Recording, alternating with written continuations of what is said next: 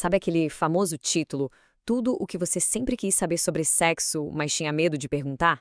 Pois é, a gente vai pegar essa frase, mas não para levar na brincadeira. A ideia aqui é usar ela como um ponto de partida para uma reflexão bem mais profunda, quase filosófica. É que esse medo de perguntar, né, ele vai muito além daquela vergonha ou do tabu social. Na verdade, é o medo de encarar o que a sexualidade escancara sobre nós mesmos, sobre nosso desejo, nosso sofrimento, sobre o porquê da gente existir no fundo. Então, para começar, vamos direto ao ponto. De onde vem esse medo? O que tem por trás desse receio de saber? Pois é, o medo é de olhar no espelho e descobrir que a gente não é uma coisa só. Não somos só animais, guiados por instinto, nem só almas puras de passagem por aqui. E também não somos totalmente livres, donos do nosso nariz. Somos uma mistura complexa e, vamos ser sinceros, às vezes bem angustiante, de tudo isso. É um espelho que pode ser duro de encarar, mas é essencial.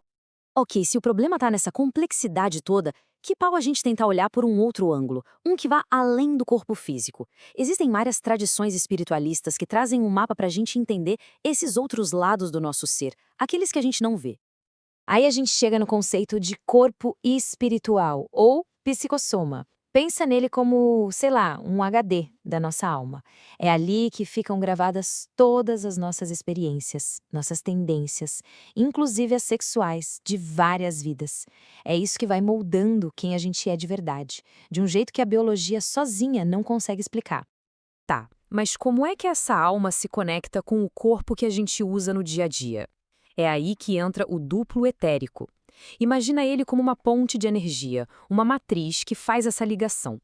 Ele pega os impulsos do espírito e transforma em vitalidade para o corpo, e também leva as sensações do corpo de volta. É o que mantém tudo funcionando em equilíbrio. E essa conexão toda não é algo solto. Ela se manifesta em pontos específicos, os famosos chakras. E olha que interessante, o chakra básico, que fica lá na base da coluna, é tido como a raiz da nossa energia vital. E ele está ligado diretamente ao quê? Aos nossos instintos sexuais mais primitivos. A conexão é direta. Bom, a gente olhou a coisa pelo lado espiritual. Agora, vamos mudar a lente e mergulhar na psicologia.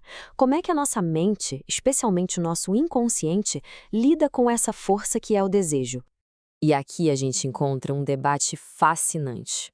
De um lado, a psicanálise diz que o desejo já está aí dentro, é uma força natural que a sociedade reprime. Do outro, vem Foucault e vira a mesa, perguntando: e se for o contrário? E se o desejo for criado justamente porque a sociedade nos obriga a falar sobre ele o tempo todo? A ideia do Foucault é que de uns séculos para cá aconteceu uma explosão de conversas sobre sexo. Em vez de calar, o que as instituições fizeram foi nos incentivar a falar sem parar.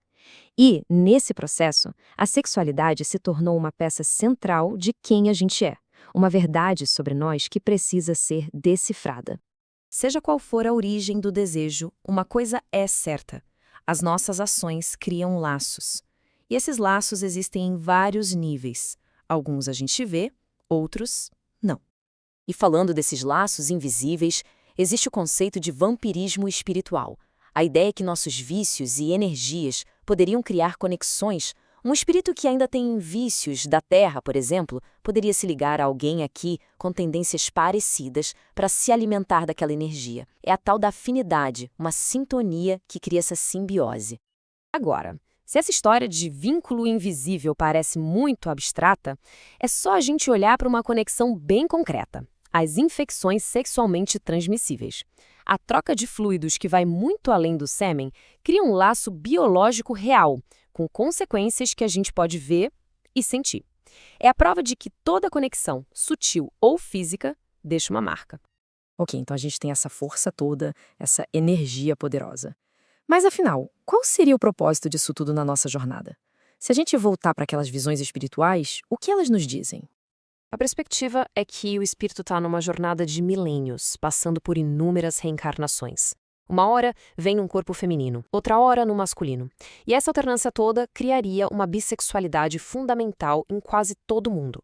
A sexualidade, então, seria parte desse processo gigantesco de aprendizado da alma.